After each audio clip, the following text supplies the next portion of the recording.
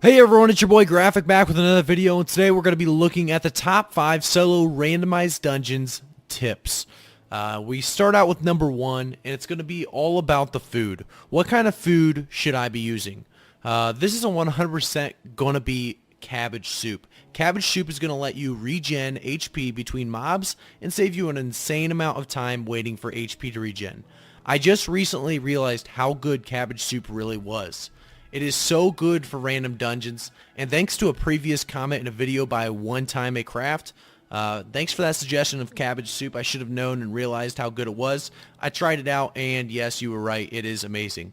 So I do suggest bringing a pork omelet or a beef stew as a secondary food in your inventory in case you see a PvP fight coming. You can switch out the food real quick and pop the beef stew or pork omelet depending on what your character really needs for that PvP fight. But I definitely suggest using that cabbage soup for the HP regen. It's going to help you guys out a lot and speed up your progress and dungeon runs and dungeon speed times. So definitely suggest that. And now we're going to be looking at tip number 2. Bring a siphoned energy. Make sure you bring a siphoned energy, because one thing I get very, very annoyed is looking at those players that are running about 7-1 gear or 6-1 gear, and they're running into these dungeons and they're just, they're not bringing their siphoned energy because they're using such high gear, so they don't want to waste their money with that, siphoned energy and that chance of breaking your gear.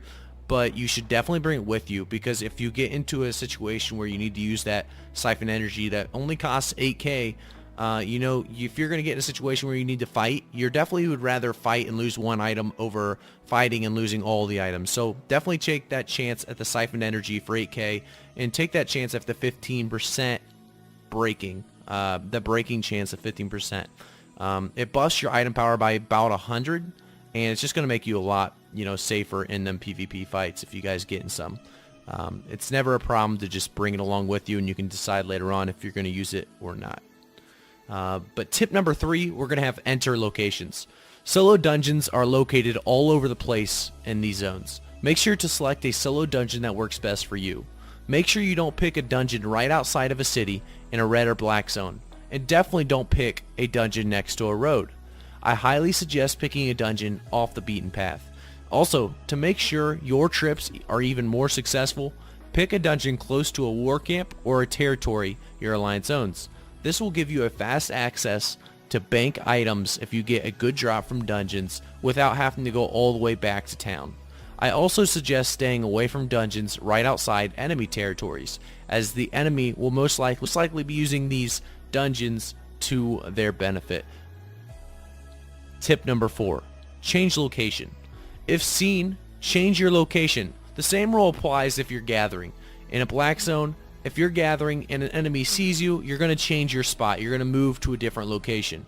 If an enemy sees that you have if they're able to inspect you and see that you're running a PvE build, noticing that you're a solo and not with a group, they may turn back and start checking solo random dungeons for players knowing that you are in an area somewhere.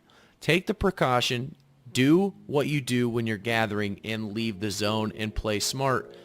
Playing smart is sometimes more efficient than playing dumb and trying to speed past everything. Changing locations is sometimes the smarter and more efficient way than dying and regearing. Tip number 5. What zone? Solo random dungeons are available in blue, yellow, red, and black zones. I've had a lot of questions about this, and I wanted to make sure you guys understood.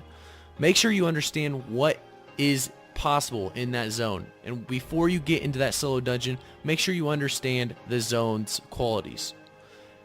In the blue zones, you'll be killing lower tier mobs. However, you have no way of dying to enemy players. This will amount to just okay silver and okay loot, as you will have no risk. Yellow zones, you will be able to die to other players. However, you will just lose a few stackables, damage your armor some, and lose a little bit of silver, but nothing more. You will receive better rewards, better fame, and loot than you would in blue zones.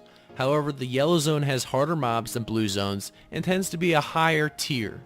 Red zones contain full loot PvP. However, the enemy player has to make themselves hostile before attacking you as an innocent player in the red zone. The red zone has better loot than the previous blue and yellow zones mentioned, but the red zone is in higher tier zones, making the mobs a bit harder, making you get far better loot and fame, but also increasing the difficulty of the dungeon. Lastly, we have the most dangerous dungeon in the game, the Black Zone. The Black Zone dungeons are the most dangerous because it is full loot PvP. You have no way of knowing if somebody entered your dungeon. You don't get that hostile player tick at the bottom right of your screen. You have no idea when somebody comes in the Black Zone and enters your dungeon.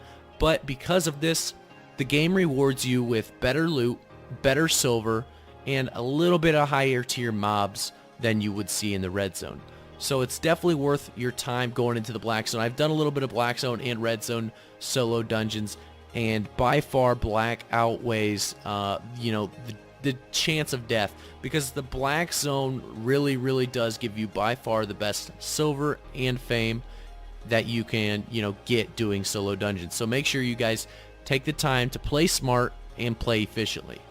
I hope you guys liked my top 5 tips for solo randomized dungeons, and I'll see you guys next time.